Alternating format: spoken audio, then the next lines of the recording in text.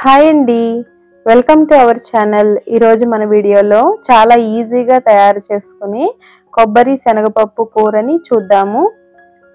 ఈ కొబ్బరి శనగపప్పు కూర విడిగా అయినా తినచ్చండి, అన్నంలోకి కూడా కలుపుకోవచ్చు, చాలా బాగుంటుంది. ముందుగా కుక్కర్లోకి 1 గ్లాసు శనగపప్పుని తీసుకుని శుభ్రంగా కడిగి 2 గ్లాసుల వాటర్ వేసుకుని ఒక అరగంట సేపు నానబెట్టుకోవాలండి. ఇలా నానబెట్టుకుంటే పప్పు పొడి పొడిగా ఉడుకుతుందండి. ఇప్పుడు ఇందులోకి 1 స్పూన్ ఆయిల్ వేసుకుని అరగంట తర్వాత కుక్కర్ మూత పెట్టుకుని పప్పుని పలుకులుగా ఉడికించుకోవాలి. మరీ సాఫ్ట్గా కాకుండా పలుకులుగా ఉడికించుకుంటే తినేటప్పుడు చాలా బాగుంటుంది. ఈ విధంగా ఉడికించుకోవాలండి. ఇలా ఉడికించుకున్న పప్పుని చిల్లులు జల్లెల్లోకి తీసుకుని వార్చుకోవాలి. అడుగున వచ్చే శనగ కట్టుని మనం రసం కింద ప్రిపేర్ చేసుకోవచ్చండి, చాలా టేస్టీగా ఉంటుంది. మన ఛానల్లో మామిడికాయ శనగ కట్టుతోటి కలిపిన చారు ఉంది, ఎండ్ స్క్రీన్ లో ఇస్తాను, ఒకసారి చూడండి.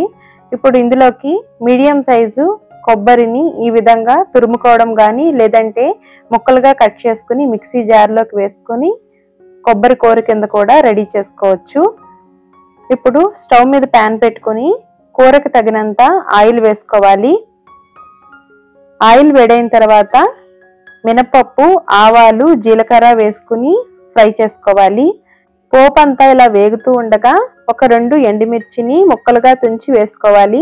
పొడవుగా కట్ చేసి పెట్టుకున్న పచ్చిమిర్చి, కరివేపాకు, చిటికెడు ఇంగువని వేసుకోవాలండి. ఇందులోకి చల్లమిరపకాయలు నలుచుకుని తింటే చాలా బాగుంటుందండి.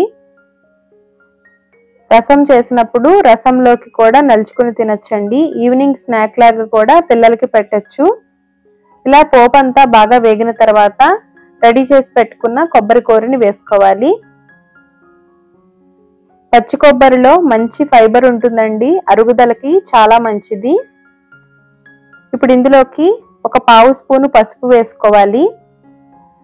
రుచికి తగినంత సాల్ట్ని వేసుకోవాలండి. ఒకసారి అడుగు నుంచి బాగా కలిసేలాగా కలుపుకోవాలి. మీకు ఇందులోకి కావాలనుకుంటే వెల్లుల్లి రేఖలని కచ్చా పచ్చగా దంచైనా వేసుకోవచ్చండి, ఫ్లేవర్ చాలా బాగుంటుంది. ఈ కొబ్బరి కూర శనగపప్పుని దేవునికి ప్రసాదంగా అయినా నైవేద్యం చేసుకోవచ్చండి, గుడిలో కూడా పెడుతూ ఉంటారు ఈ ప్రసాదాన్ని. ఇప్పుడు ఇందులోకి 1 చిన్న స్పూన్ తోటి కారాన్ని వేసుకోవాలి. కారం అనేది ఆప్షనల్ అండి, ఈ కూర కమ్మగా ఉంటేనే బాగుంటుంది.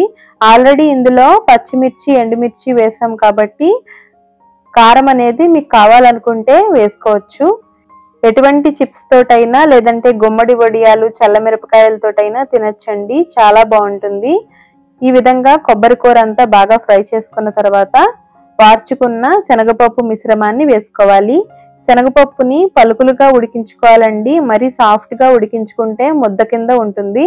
ఇలాగా బాగా కలుపుకున్న తర్వాత ఇందులోకి కట్ చేసి పెట్టుకున్న కొత్తిమీర తరుగుని వేసుకుని మరొకసారి కలుపుకుని స్టవ్ ఆఫ్ చేసుకోవాలి. చాలా టేస్టీగా కుదురుతుందండి ఈ విధంగా చేశారంటే. వీడియో నచ్చితే లైక్ చేయండి, షేర్ చేయండి. Thank you.